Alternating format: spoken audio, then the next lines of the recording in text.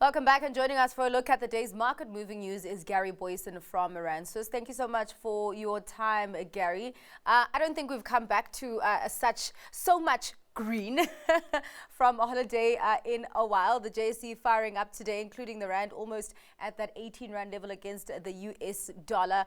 All share surge of 4%, almost 4%, being led by the financials. Is this an SA Inc. story? No, it's all SA Inc. story today.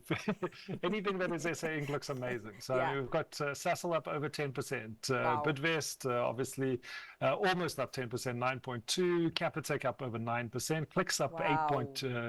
8.92%, Sanlam 8.88%, FirstRand up over 8%, Shoprite up over 8%, Aspen up 7%, or more, Nedbank up over 7%, Standard Bank really trailing as a bank, only up Wow.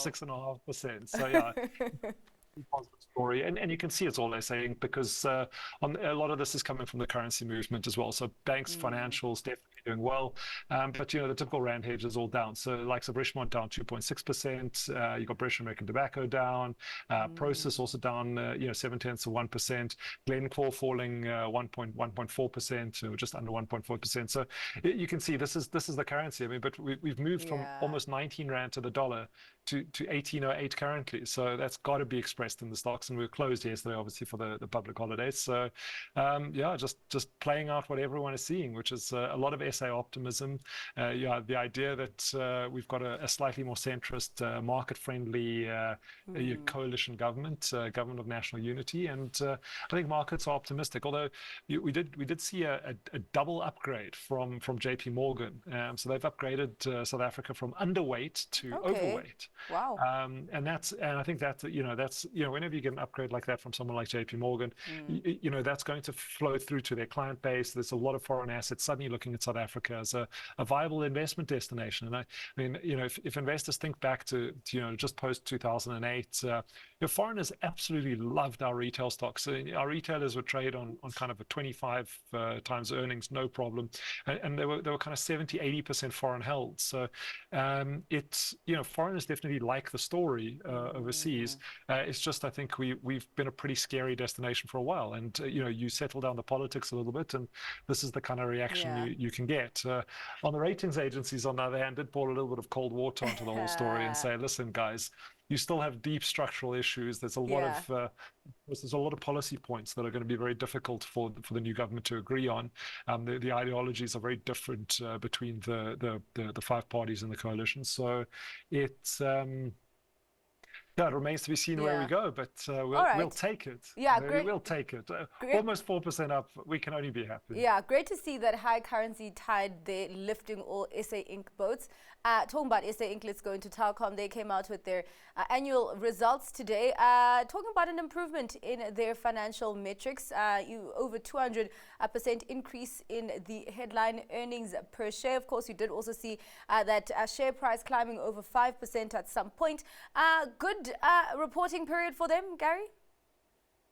No, I don't think it's not a bad reporting period, but they were definitely catching a tailwind of the positive earnings. I think on a more normal day, this might have been down on the back of these results. So we finished 3.31% up. And like I said, I don't think it was a particularly bad set of results. It's nice to see that they're going to probably be reinstating their dividend. They're looking at full year 2025 when we get the first dividends from Telkom. Remember, that's been suspended for 3 years since 2021. And they're targeting a free cash flow payout ratio of between 30 and 40%. So that's going to kind of put it in line with MTN and Vodacom in terms of what you're going to earn in terms of yield. And I think that definitely should have been encouraging to shareholders. I think the revenue line did miss expectations. So coming 43.2 billion, that was a little bit less than what the market was looking for. Obviously, the earnings are recovering, but that's also for fairly low base. Mobile subscribers are still increasing. So I mean, they looking at just over 20 million mobile subs, which is great. Through they continued the ITC and next generation product development through BCX and OpenServe. More than 1.2 million homes connected to fiber, and obviously the disposal of SwiftNet, which is their towers business. That was approved on the 24th of May. So that it's been on the cards for sale for a long time, and that I think is going to go out, but still needing to invest a lot in maintaining infrastructure. 6.1 billion spend on maintaining their network resilience. So it's a difficult operating environment. Yes, it's great to see that the headline earnings were recovering, but I think a little bit, to be honest, I think a little bit behind what the market was looking for, and I think the stock actually just catching a tailwind from the positivity that we saw across the board. Gary, we have about a minute between your stock pick and the next question.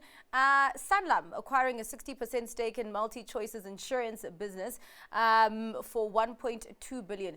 Your quick thoughts on that? So 1.2 billion cash, and then there's an earn out that can take it up to 1.5 billion total as long as it's productive. It's interesting. So the business in MS Insurance Services has been around for a fairly long time within the MultiChoice stable. Typically they insure things like devices, installation. There was some funeral insurance in there as well if you're a DSTV subscriber. I'm sure you've received some SMSs trying to sell you insurance when all you want is streaming TV. Can't see Netflix or Disney Plus trying to sell me insurance while I'm at it. But yeah, they obviously have a massive subscriber base. 21 million at least households across 50 African countries, and Sanlam with its nice African presence, it makes sense for them to be able to roll out to that consumer base. It just means DSTV subscribers, Canal Plus subscribers, you're going to be getting more insurance calls now. All right, well, let's get to your stock pick for today. What are you picking? I'm going to pick LVMH. So we've got like a nice little pullback. Luxury goods retailer. We did see those retail sales coming a little softer in the US, but yet we do know that interest rates are going to be dropping over the next sometime. Definitely, I can't say definitely, but probably one, at least maybe two interest rate cuts in the US. Obviously, very reliant on China and that, but. I like the idea of kind of the more consumer discretionary stocks, but I think this early in the cycle you probably want to look at something a little bit more defensive. So LVMH, obviously luxury goods brands, a huge diversified portfolio of products, really solid backing, nice technical pullback at the moment. It's always expensive. It's never going to be cheap, just like it's goods. But I think worth adding to international portfolios, and if you've still got some rands on the sideline here, nice strong currency to buy into it as well. All right. Well, thank you so much for your time and for your analysis today, Gary. Really appreciate it. That was Gary Booysen from Rand Swiss.